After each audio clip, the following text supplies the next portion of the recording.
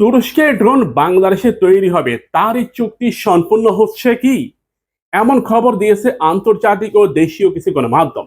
টিভি2 12টা drone বাংলাদেশে তৈরি হবে। এতে করে বাংলাদেশ ও তুরস্কের মধ্যে নতুন সামরিক সেতু বন্ধন হবে। ভিডিওটা শেয়ার করুন অনুরোধ করতেছি, কারণ এটি অত্যন্ত গুরুত্বপূর্ণ ও সামরিক খবর, একই সাথে এটি সুখবরও বটে। এখানে শুধু টিভি2 12টা ড্রোন নয়, এখানে তুরস্কের আরেকটা ট্রাম্প কার্ড আকিনসি ড্রোনও তৈরি হবে, যেটা তুরস্ক তাদের ট্রাম্প কার্ড হিসাবে ব্যবহার করে। সামরিক ক্ষেত্রে তুরস্ক বর্তমান সময়ে সবচেয়ে উদীয়মান একটা রাষ্ট্র। এত পরিমাণ প্রযুক্তি উদ্ভাবন করতেছে, এত পরিমাণে সামরিক অ্যাক্সেসরিজ তৈরি করতেছে যে মনে হচ্ছে গোটা একটা প্রযুক্তি তুরস্কের হাতেই রয়েছে। তুরস্ক ন্যাটো প্রযুক্তি ব্যবহার করে। যদি বাংলাদেশ এর সাথে যুক্ত হয়, তার মানে বাংলাদেশের হাতেও ন্যাটো প্রযুক্তি আসবে এবং এই ন্যাটো প্রযুক্তির সাথে বাংলাদেশের প্রযুক্তি তৈরি হয়ে বাংলাদেশ নতুন আর একটা উদ্ভাবন তৈরি করবে। প্রিয় ভাইরা, আমাদের প্রয়োজন বিমান কিংবা ড্রোন প্রযুক্তি। যদি আমরা এটি করতে পারি, তাহলে হয়তো আমাদের সক্ষমতা আরো 10 গুণ বৃদ্ধি পাবে। তুরস্কের হাতের ছোঁয়ায় পাকিস্তানের সামরিক সক্ষমতা ব্যাপক হারে পরিবর্তন ঘটে গেছে। পাকিস্তানের সামরিক বহরে কমপক্ষে 1.5 থেকে 2 লাখ ড্রোন রয়েছে। এর অন্যতম কারিশমা তুরস্কের। প্রিয় ভাইরা, তুরস্ক এমন কিছু প্রযুক্তি উদ্ভাবন করেছে যা বিশ্বের আর কারো কাছে নাই। ইরান বিপুল পরিমাণ ড্রোন তৈরি করছে, এটা আমরা জানি, কিন্তু তুরস্কের মতো উন্নত প্রযুক্তি সম্পন্ন ড্রোন ইরান তৈরি করতে পারেনি।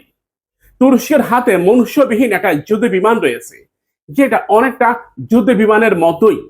এটাতে বিপুল পরিমাণ মিসাইল লোড করা হয়, একই সাথে এটা পৃথিবীর যে কোনো আকাশে ঢুকতে পারে। এটা রাডারকে ফাঁকি দিতে পারে, কোনো প্রকার রাডারে ধরা পড়ে না। মনুষ্যবিহীন এই যুদ্ধ বিমান তুরস্ককে আরো একটু এগিয়ে রেখেছে। যদি বাংলাদেশ টিভি2 বাইকার ড্রোন এর কারখানা নিজেদের এখানে আনতে পারে, তুরস্ক যদি এটি এখানে তৈরির চেষ্টা করে, তাহলে আমাদের সামরিক সক্ষমতা অনেক বেড়ে যাবে। ভারতের মাথা ব্যথা এখানেই খারাপ হচ্ছে।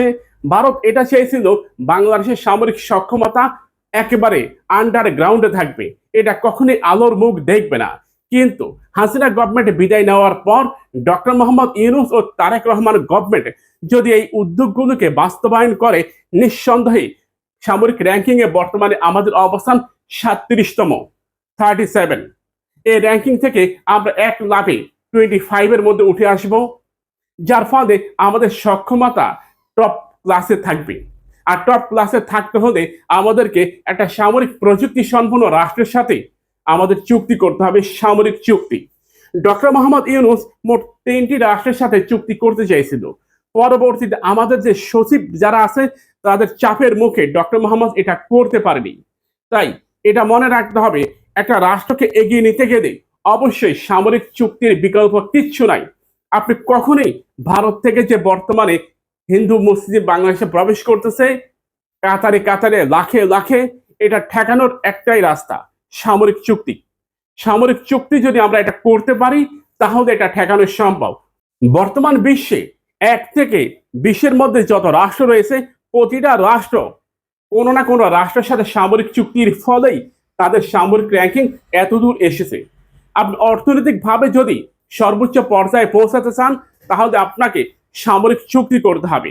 এই বিষয়টা আমাদের আমলা যারা সচিব যারা, তারা জানে বুঝে, কিন্তু তারা এটা বাস্তবায়ন করতে দেয় না, কারণ তাদের স্ত্রীদের প্রতি মাসের চাহিদা লাখ কোটি টাকা, আর ভারত থেকেই তাদের এই চাহিদা মিটে।